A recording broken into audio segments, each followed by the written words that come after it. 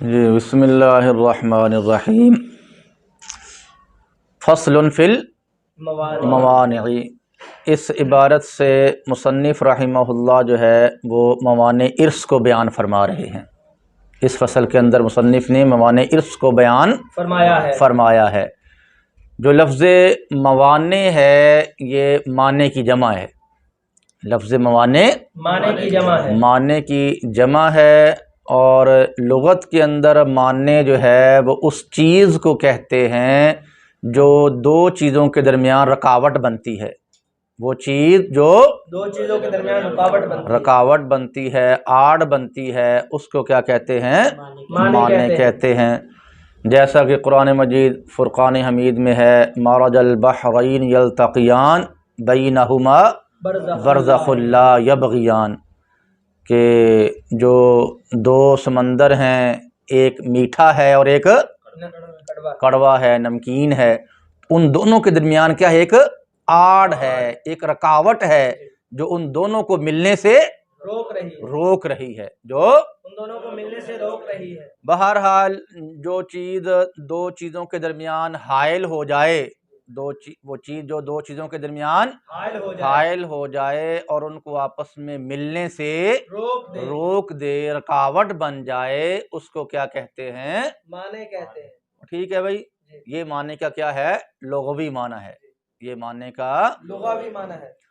اور اصطلاح کے اندر معنی جو ہے وہ اس علت کو کہتے ہیں۔ اصطلاح کے اندر معنی اس علت کو کہتے ہیں جو کسی وارث کے اندر موجود ہو کر اس کو وراثت سے محروم کر دیتی ہے، جو کسی وارث کے اندر موجود ہو کر اس کو وراثت سے محروم کر دیتی ہے، اس علت کو کیا کہتے ہیں؟ معنی کہتے ہیں۔ یہ معنی کا کیا ہو گیا؟ اصطلاحی معنی، کہ اصطلاح کے اندر معنی اس چیز کو کہتے ہیں جو کسی وارث کے اندر موجود ہو اور اس کو وراثت سے کیا کر دے؟ محروم کر دے، اس کو وراثت سے محروم کر دے۔ تو مصنف رحمہ اللہ نے جو موانع کی تعداد بیان فرمائی ہے وہ 4 ہے۔ موانع کی جو تعداد بیان فرمائی ہے وہ 4 ہے۔ تو سب سے پہلے ہم اس تعداد کے نام جو ہے وہ یاد کر لیتے ہیں، اور اس کے بعد پھر اس کی جو تفصیلات ہیں وہ ہر ایک کی تفصیل الگ الگ پڑھیں گے۔ تو جو معنی مصنف نے 4 بیان فرمائے ہیں ان میں سے ایک ہے الرق۔ کیا ہے؟ غلامی۔ کیا ہے؟ غلامی ہے۔ اور جو دوسرا معنی ہے وہ قتل ہے، اور جو تیسرا معنی ہے وہ اختلاف دینین ہے، اور جو چوتھا معنی ہے وہ اختلاف دارین ہے۔ وہ اختلاف دارین ہے۔ ہر ایک کی تفصیل ہم انشاءاللہ تعالی پڑھیں گے۔ پہلے ان کے نام ہو گیا کہ جو 4 معنی ہیں ان میں سے ایک غلامی ہے، دوسرا قتل ہے، تیسرا اختلاف دینین ہے، اور جو چوتھا معنی ہے وہ اختلاف دارین ہے۔ اختلاف دارین۔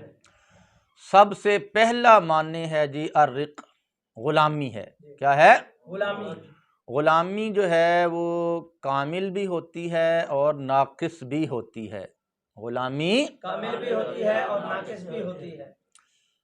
تو غلامی چاہے کامل ہو چاہے ناقص ہو، ہر صورت کے اندر یہ مانع ہے۔ ہر صورت کے اندر کیا ہے؟ یہ مانع ہے۔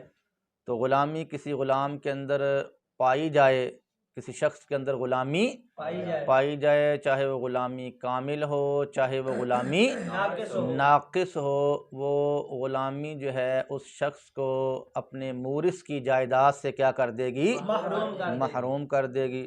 کامل غلامی جیسے مثال دی ہے کن ہے۔ کیا ہے؟ کن، خالص غلام۔ کیا ہے؟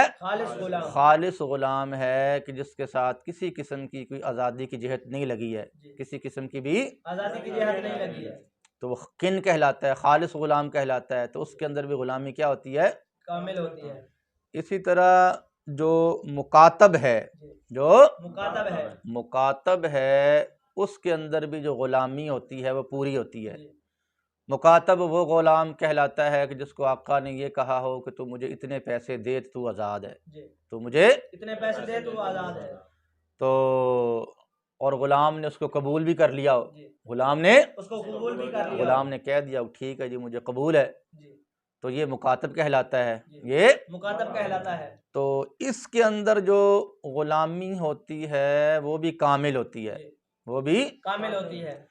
اس کی وجہ بیٹا یہ ہے کہ جو مکاتب ہوتا ہے اس کے اندر اگرچہ ایک آزادی کی جہت اس کے ساتھ لگ تو گئی ہے، جی آزادی کی جہت کے ساتھ لگ تو گئی ہے، لیکن اس کا ختم ہو جانا ممکن ہے۔ جی اس کا کیا ہے؟ ختم ہو جانا ممکن ہے، ختم ہو جانا ممکن ہے۔ ممکن ہے کہ غلام جو ہے اپنی آقا کو کہہ دیتا ہے جی میں بدلے کتابت جو ہے ادا نہیں کر سکتا ہوں، میں بدلے کتابت ادا نہیں کر سکتا۔ جو مال آپ نے کہا تھا کتنا مال تو مجھے دے کر آزاد ہو جاؤ، تو وہ میری استطاعت سے کیا ہے؟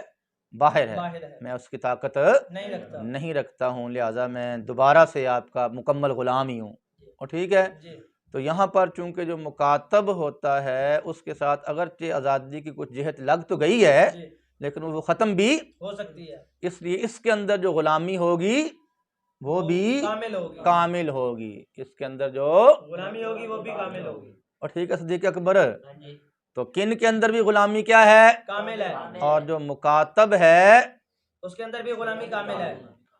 تو غلام، اور جو مدبر ہوتا ہے، جو مدبر ہوتا ہے، اور جو ام ولد ہے، مدبر اور ام ولد، ان کے اندر جو غلامی ہے وہ ناقص ہے۔ مدبر کے اندر اور ام ولد کے اندر غلامی ناقص ہے۔ مدبر وہ غلام کہلاتا ہے کہ آقا کو جس نے یہ کہا ہو کہ تو میرے مرنے کے بعد آزاد ہے، جی تو میرے مرنے کے بعد آزاد ہے، آزاد ہے، تو وہ مدبر ہے۔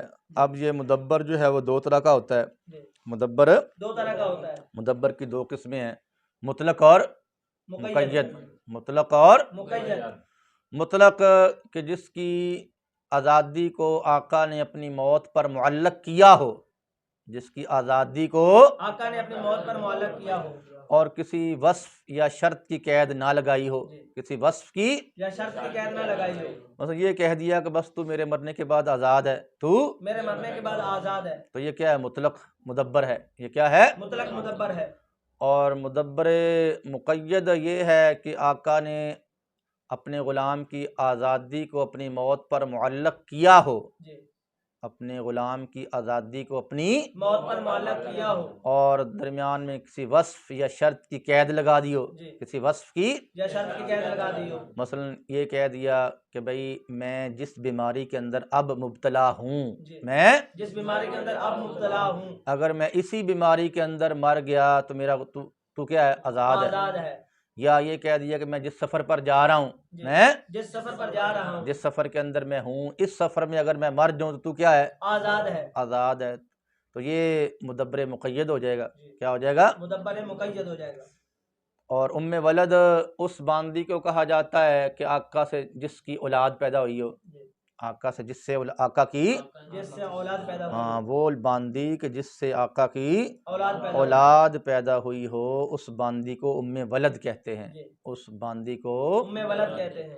تو یہ جو باندی ہوتی ہے ام ولد، یہ بھی آقا کے مرنے کے بعد آزاد ہو جاتی ہے، جی یہ بھی آقا کے مرنے کے بعد آزاد ہو جاتی ہے، اس کے اندر کوئی وراثت جاری نہیں ہوتا، یہ نہیں ہے کہ چونکہ یہ اب کسی شخص کے باپ کی یہ باندی تھی، اب وہ باپ مر گیا ہے تو اب اس کے بچوں کی باندی بن جائے، جی ایسا نہیں ہے، نہیں ہوگا، بلکہ وہ کیا ہو جائے گی؟ آزاد ہو جائے گی۔ آزاد ہو جائے گی۔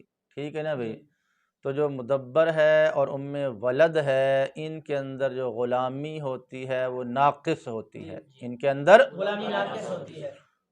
وجہ بیٹا یہی ہے کہ موت تو آپ کو پتہ یقینی ہے، جی ہر ایک نے مرنا تو یقینی ہے، چاہے کوئی 100 سال بھی جی لے، 200 سال بھی، جی لے آخر کار مرنا ہے، کل نفس ذائقۃ الموت ہے، ہر ایک نے مرنا تو ہے، موت تو یقینی ہے، جی اس سے تو کوئی چھٹکارا نہیں ہے، نہیں ہے۔ لہذا چونکہ انہوں نے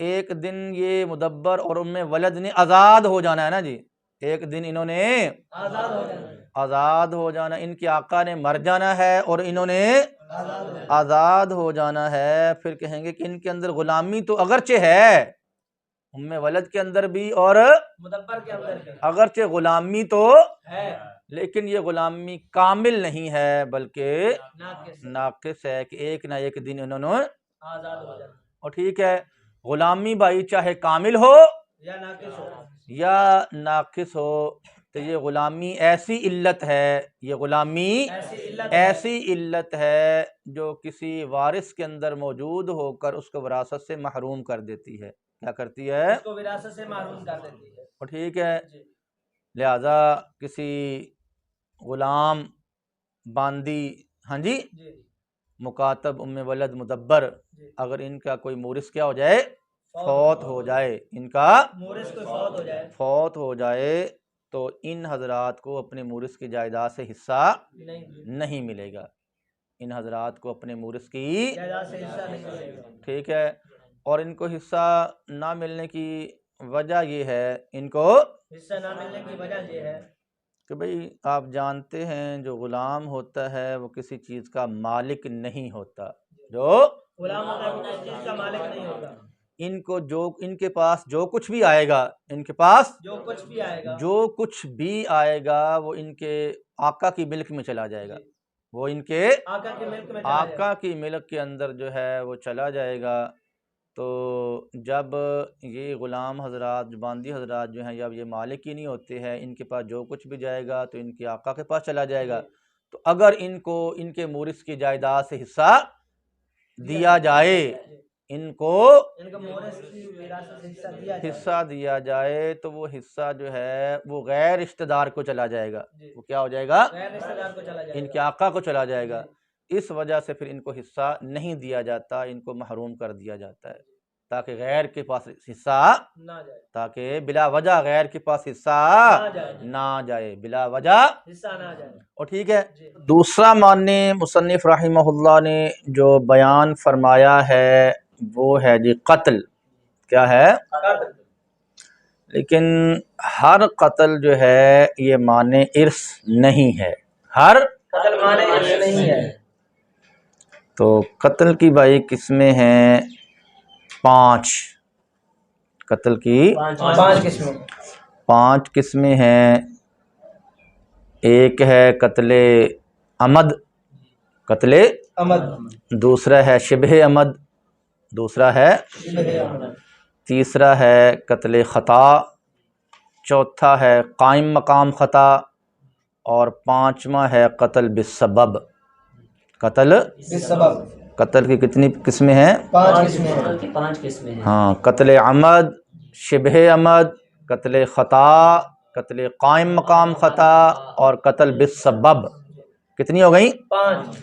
ان 5 قسموں میں سے جو پہلی قسم قتل خطا ہے، قتل عمد ہے، پہلی قسم جو قتل عمد ہے، قتل عمد ہے، تو قتل عمد کی صورت میں قصاص واجب ہوتا ہے، قتل عمد کی صورت میں قصاص واجب ہوتا ہے، اور ٹھیک ہے۔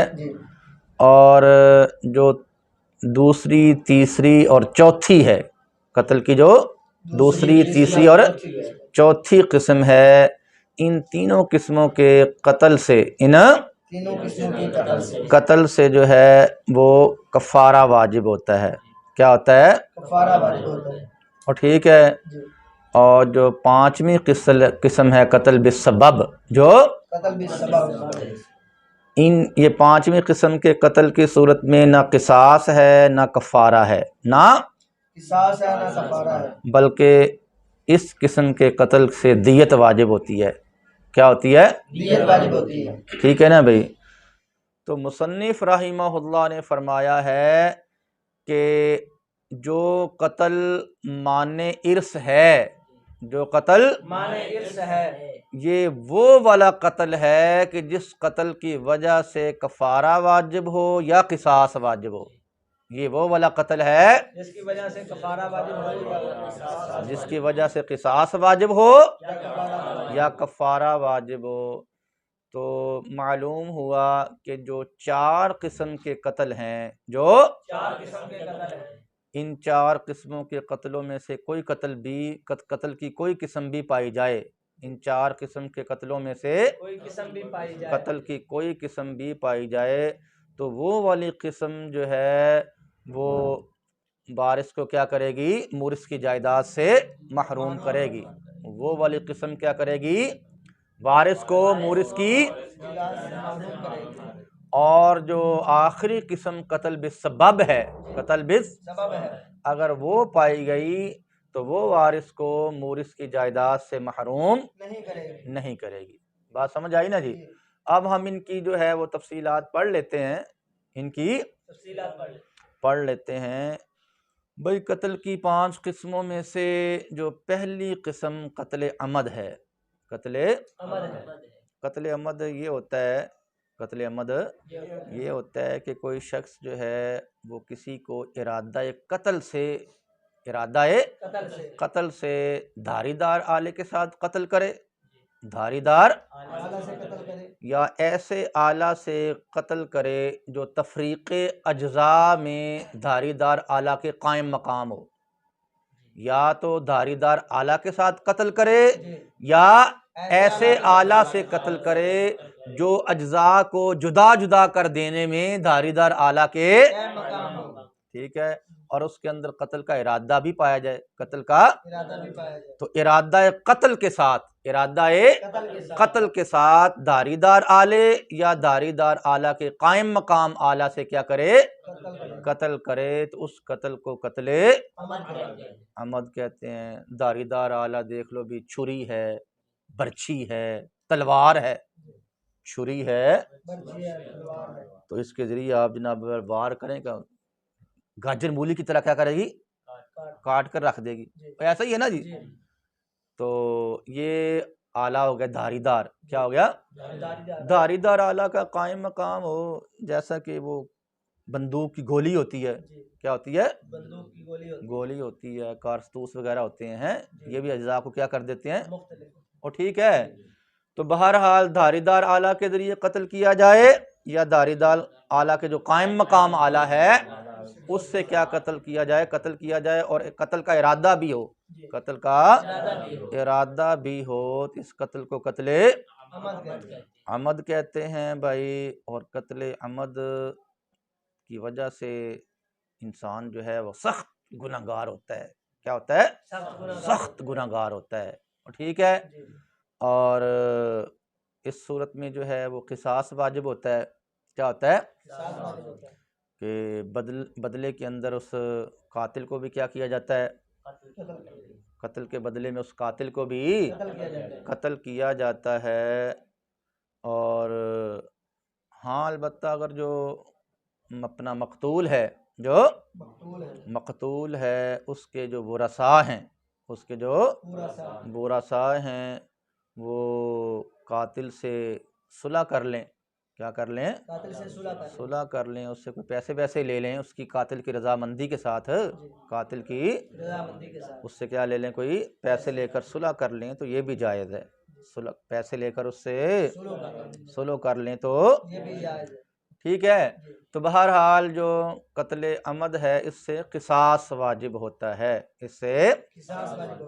تو اگر کوئی شخص جو ہے وہ اپنے مورث کو قتل کر دیتا ہے قتل عمد کے ساتھ، اگر کوئی وارث اپنے مورث کو جان بوجھ کر دھاری دار آلہ کے ساتھ کیا کر دیتا ہے؟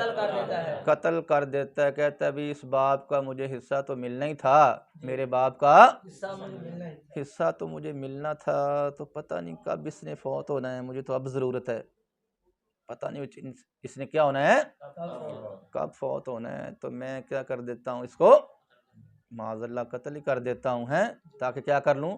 جلدی حاصل کر لوں۔ تو پھر جس حصے کو شریعت نے کیا کیا تھا؟ مؤخر کیا تھا، جس حصے کو اس نے اس کو جلدی حاصل کرنے کی کوشش کی تو فرمایا کہ اب تو بالکل ہی محروم ہو جائے گا، کیا ہو جائے گا؟ پہلے تو تجھے کیا حصہ مل جانا تھا، پہلے تو تجھے باپ کی جو موت ہے اس پر حصہ تجھے مل جانا تھا، لیکن تو نے اب یہ جرم کیا ہے، ہاں جی، جس چیز کو شریعت نے مؤخر کیا تھا تو نے اس کو جلدی حاصل کرنے کی کوشش کی ہے، لہٰذا تیری کوشش تیرے منہ پر مار دی جائے گی، واپس ہی ہے، تجھے کچھ بھی اب کچھ بھی نہیں ملے گا، کچھ بھی، اور ٹھیک ہے نا بھائی۔ بہرحال جو قتل عمد ہے، اگر جان بوجھ کر کوئی وارث اپنے مورث کو کیا کر دیتا ہے؟ قتل کر دیتا ہے، دھاری دار آلہ یا دھاری دار آلے کی قائم مقام آلے کے ساتھ قتل کر دے گا، تو اس صورت کے اندر کیا ہوگا؟ وہ وراثت سے محروم وراثت سے کیا ہو جائے گا؟ محروم ہو جائے گا۔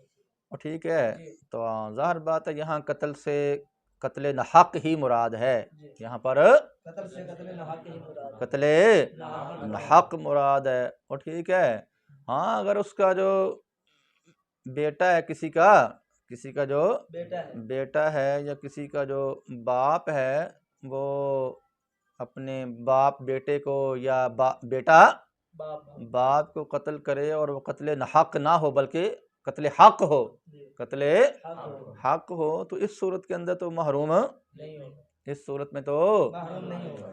قتل حق ہوتا ہے نا، مثال کے طور پر بھی وہ جو ہے حکومت کی طرف سے وہ مقرر ہے قصاص وغیرہ لینے پر، کیا کہ قصاص لینے پر مقرر ہے، یا جو حدود ہیں شریعت کے اندر جو حدود مقرر ہیں ان کوئی حد وہ جاری کرتا ہے، کیا ہے حد جاری کرتا ہے، تو اس صورت میں اگر وہ حد میں کیا ہو جائے قتل ہو جاتا ہے، مر جاتا ہے، تو پھر تو محروم نہیں ہوگا نا بھائی، یعنی قتل سے قتل نحق مراد ہے قتل نحق مراد ہے، قتل حق مراد نہیں ہے۔ اور ٹھیک ہے، جی قتل شبہ عمد، قتل شبہ عمد شبہ عمد یہ ہوتا ہے کہ کوئی شخص ارادہ قتل سے کسی کو قتل کرے، کوئی شخص ارادہ قتل سے کسی شخص کو قتل کرے لیکن جو آلہ وہ استعمال کرے وہ نہ تو دھاری دار ہو اور نہ ہی دھاری دار آلہ کے قائم مقام ہو، نہ ہی داری دار اور نہ داری دار کے قائم مقام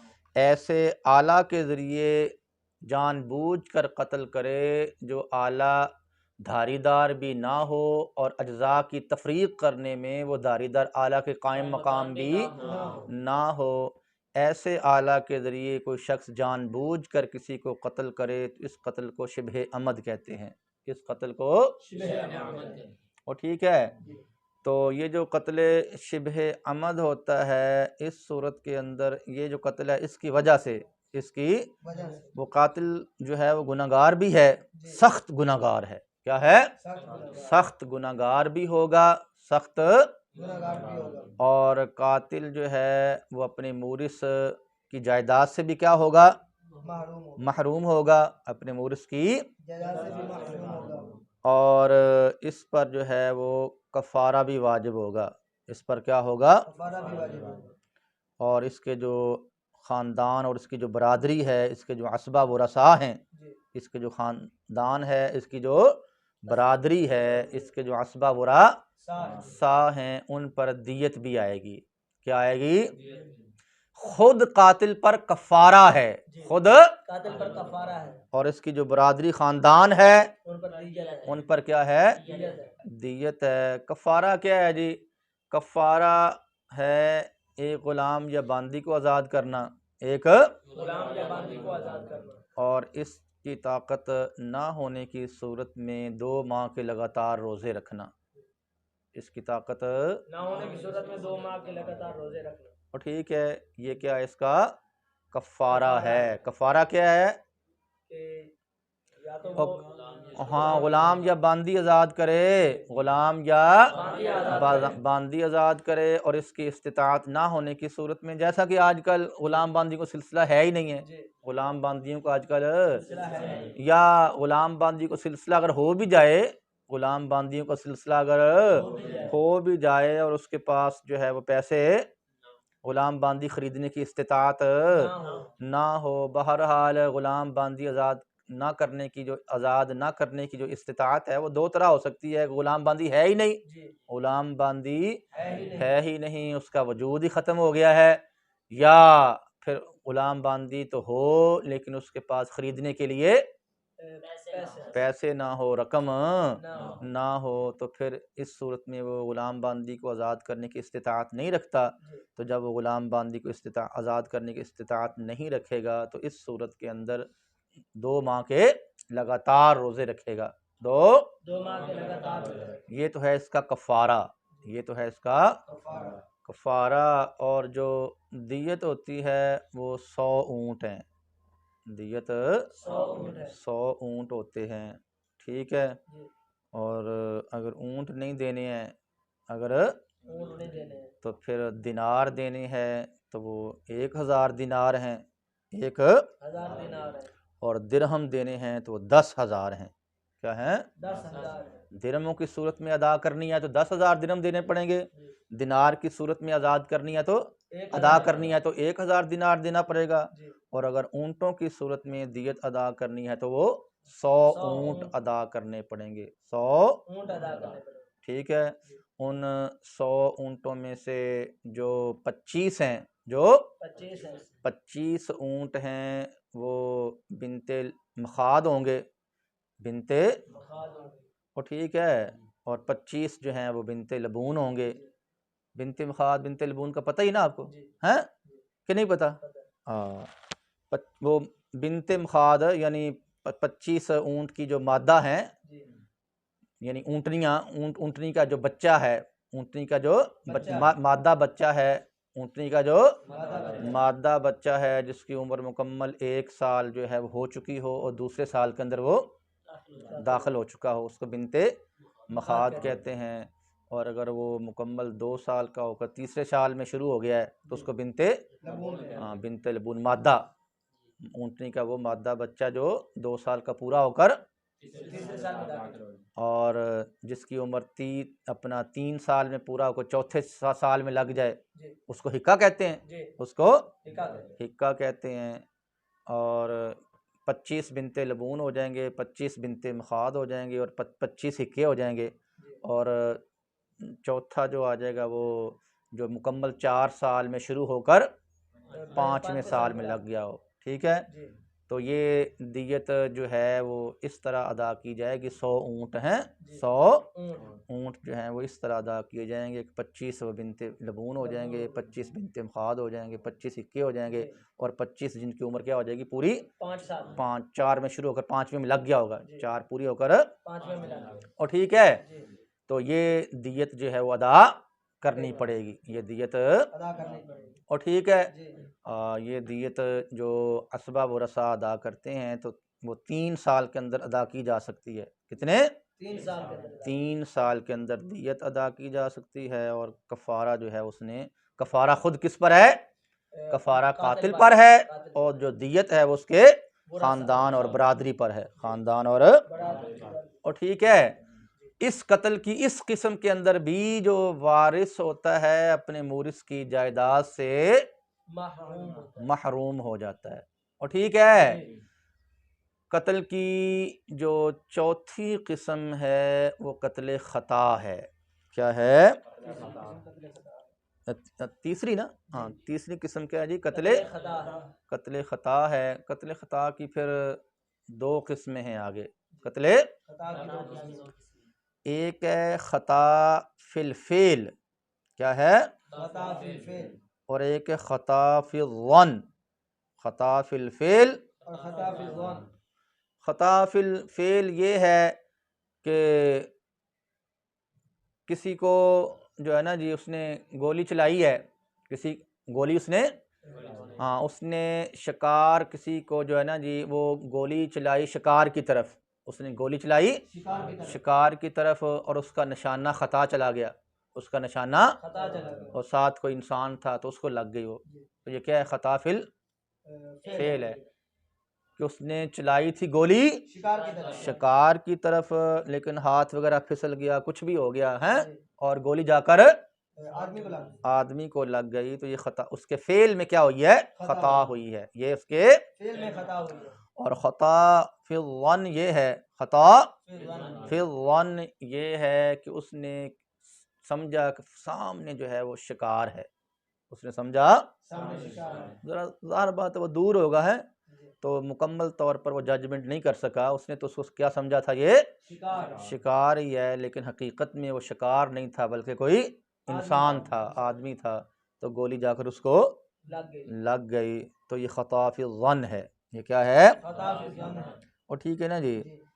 تو جو قتل خطا ہوتا ہے، خواہ خطا فی الفعل ہو یا خطا فی الظن ہو، تو احتیاط اس میں قتل کا گناہ نہیں ہوتا، اس میں قتل کا گناہ نہیں ہوتا ہے، البتہ اس نے جو احتیاط سے کام نہیں لیا، اس احتیاط سے کام نہ لینے کا گناہ تو اس میں ہوتا ہے، احتیاط سے کام نہ لینے کا گناہ تو اس میں ہوتا ہے، البتہ قتل کا گناہ اس میں نہیں ہوتا، اس میں قتل کا گناہ نہیں ہوتا۔ اور ٹھیک ہے، اس کے اندر بھی اس کا جو کفارہ ہے، اس میں بھی جو قاتل پر کفارہ ہوتا ہے، اس قتل کی وجہ سے بھی قاتل پر کفارہ ہوتا ہے، اور اس کا جو خاندان ہے، اس کے جو ورثاء ہیں، ان پر کیا آتی ہے؟ دیت آتی ہے۔ کیا آتی ہے؟ دیت آتی ہے۔ اور جو قاتل ہوتا ہے اپنے مقتول مورث کی جائیداد سے محروم ہو جاتا ہے۔ کیا ہوتا ہے؟ محروم ہو جاتا ہے۔ اور ٹھیک ہے، جی۔ اور قائم مقام خطا، چوتھی قسم قائم مقام خطا۔ قائم مقام خطا ہے۔ قائم مقام خطا کی ایک صورت تو یہ ہے اس کی ایک صورت تو یہ ہے کہ بھئی ایک شخص جو ہے وہ موٹا تازہ شخص جو ہے وہ لیٹا ہوا تھا، سو رہا تھا، اور دوسرا اس کے ساتھ بیچارہ کوئی کانگڑی پلوان تھا، کمزور سا، جی۔ اور ٹھیک ہے، جی۔ تو وہ لیٹا ہوا تھا، تو یہ جو موٹا تازہ بندہ وزنی، ہاں جی، یہ جو وزنی تھا، بھاری تھا، اس نے اپنی کروٹ لی، اس نے پاسا جو ہے اپنا بدلا، تو وہ جو دوسرا کمزور سا تھا بیچارہ، اس کے نیچے آ کے تو مر گیا، اس کے نیچے آ کے مر گیا۔ تو یہ بھی کیا، یہ قائم مقام خطا ہے، یہ کیا ہے؟ اور ٹھیک ہے، یا یہ ہے کہ کوئی شخص جو ہے وہ چھت کے اوپر سے نیچے گرا، چھت کے اوپر سے نیچے گرا، اور نیچے کوئی شخص جو ہے وہ بیٹھا ہوا تھا، سو رہا تھا، جو بھی تھا، بہرحال نیچے کوئی شخص اس کے نیچے آیا اور آ کر مر گیا، اس کے نیچے آیا، تو یہ کیا ہے؟ قائم مقام خطا ہے۔ یہ کیا ہے؟ قائم مقام خطا۔ تو قائم مقام خطا کا حکم بھی وہی ہے جو قتل خطا کا ہے، قائم مقام خطا کا حکم بھی وہی ہے جو قتل خطا کا۔ اور ٹھیک ہے، اور پانچویں قسم ہے جی قتل بالسبب۔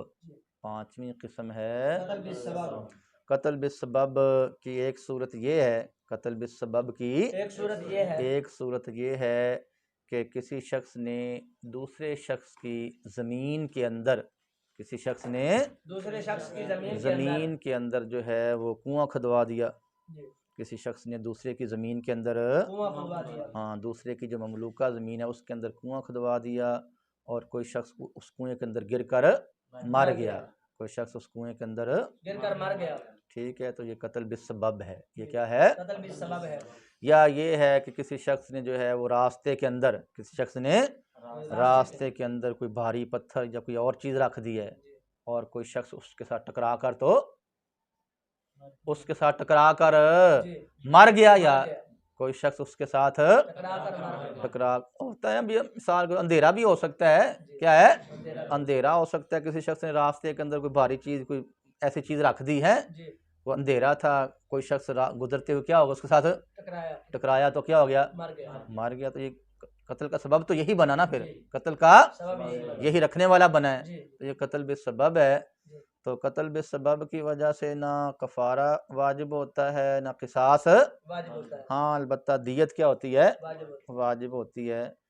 تو یہ قتل کی جو آخری قسم ہے، قتل کی جو آخری قسم ہے، اگر اس قتل کی وجہ سے کسی وارث نے اپنے مورث کو کیا کیا ہے؟ قتل کیا ہے، قتل کی آخری قسم کی وجہ سے اگر وارث نے اپنے مورث کو، تو پھر وہ جو وارث ہے اپنے مورث کی جائیداد سے محروم نہیں ہوگا، اور باقی جو اوپر والی چار قسمیں ہیں ان میں سے اگر قتل کی کوئی قسم پائی گئی اور اس قسم کی وجہ سے جو قاتل ہے اس نے اپنے مقتول مورث کو کیا کر دیا؟ قتل کر دیا، تو وارث اپنے مورث مقتول کی جائیداد سے کیا ہو جائے گا؟ اور ٹھیک ہے، چلیں جی بیان کرو اس کو۔ تیسرا معنی ہے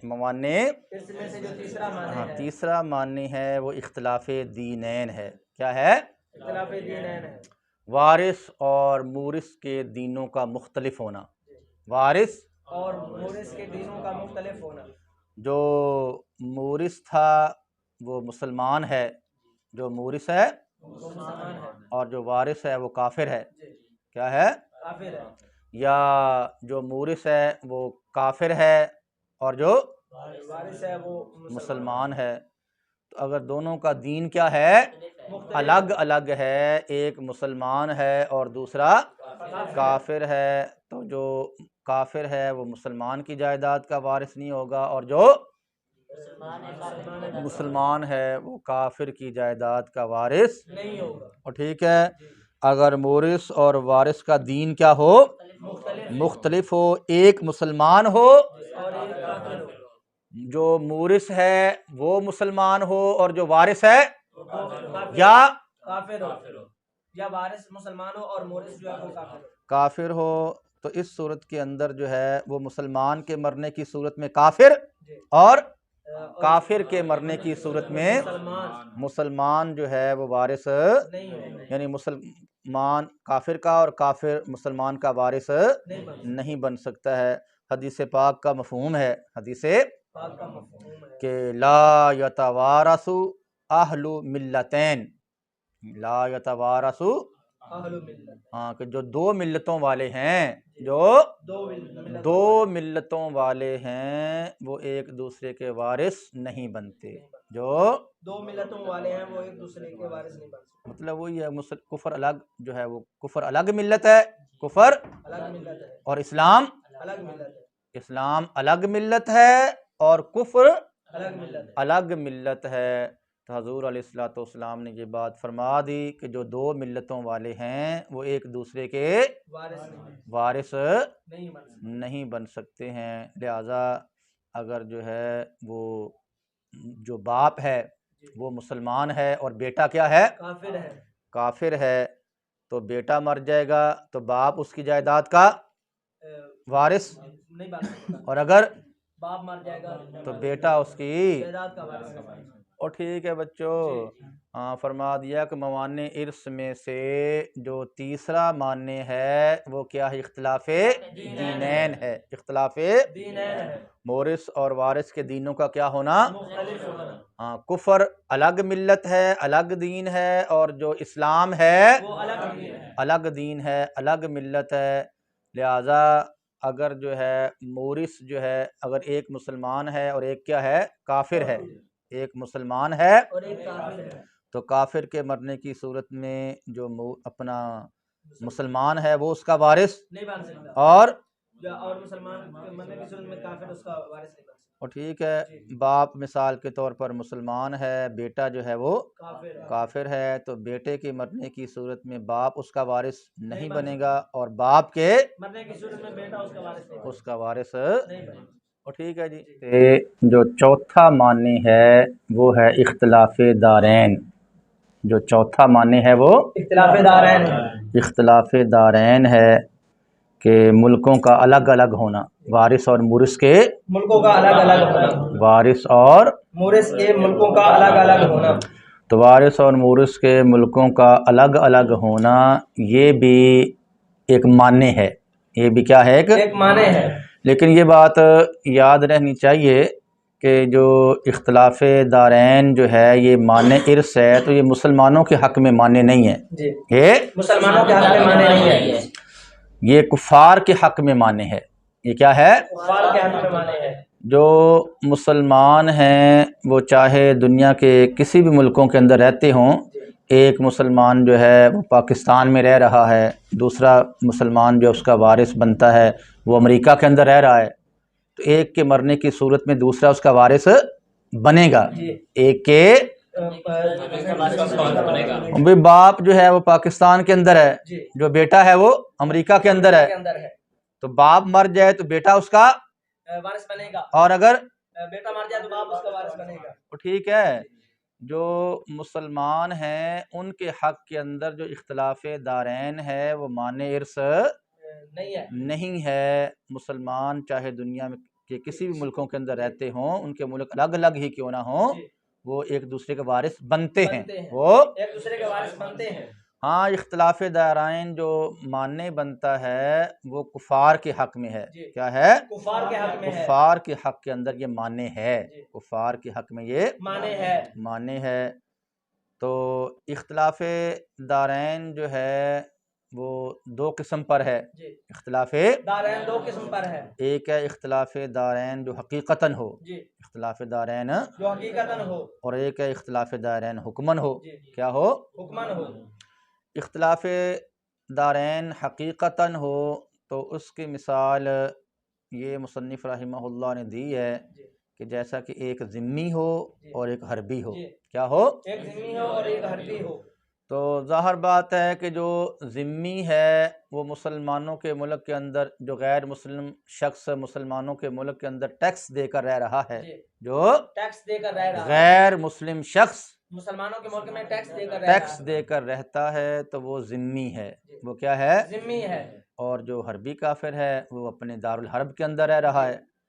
تو ظاہر بات ہے یہاں پر ان دونوں کے درمیان حقیقتاً اختلاف دارین ہے. جی ان دونوں کے درمیان حقیقتاً اختلاف دارین ہے. اور ٹھیک ہے، جی اگر جو باپ ہے وہ ذمی ہو اور جو بیٹا ہے وہ حربی ہو، جی جو باپ ہے وہ ذمی ہو اور بیٹا حربی ہو، تو باپ کے مرنے کی صورت میں بیٹا جی اور بیٹے کے مرنے کی صورت میں باپ، ان کا یہ آپس میں ایک دوسرے کے وارث نہیں بن سکیں گے. اور ٹھیک ہے، جی کیونکہ ان کے درمیان اختلاف دارین پایا گیا جی ہے اور حقیقتاً اختلاف دارین ہے. جی کیا ہے؟ حقیقتاً اختلاف دارین ہے. اور ٹھیک ہے، جی اور جو حکمن اختلاف دارین ہو تو اس کی ایک مثال تو یہ بیان فرمائی گئی ہے جیسے ذمی اور مستامن. جی کیا ہے؟ جیسے ذمی اور مستامن.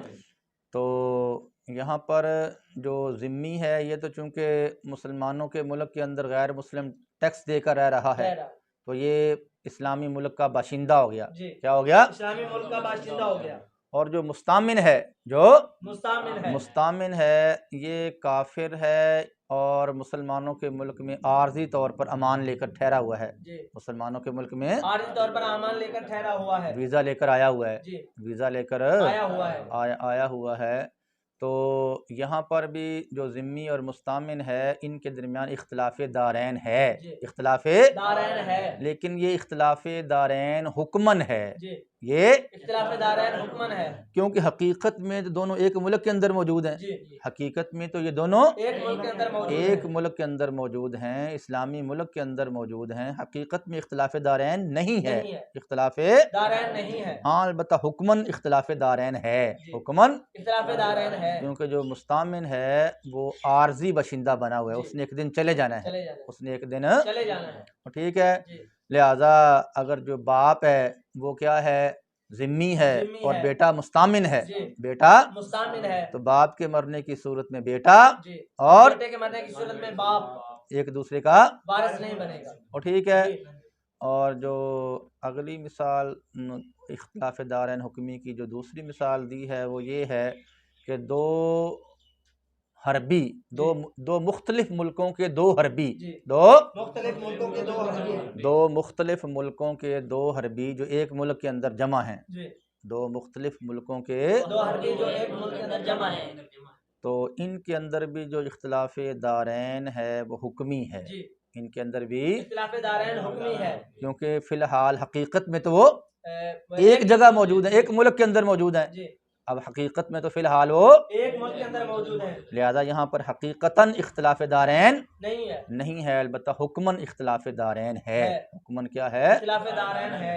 تو جو اختلاف دارین ہے چاہے وہ حقیقی اختلاف دارین ہو چاہے وہ حکمی اختلاف دارین ہو، یہ کفار کے حق میں مانع ارث ہے. یہ کفار کے حق میں مانع ارث ہے. ہاں البتہ مسلمانوں کے حق میں یہ مانع ارث نہیں ہے. مسلمانوں کے حق میں یہ مانع ارث نہیں ہے.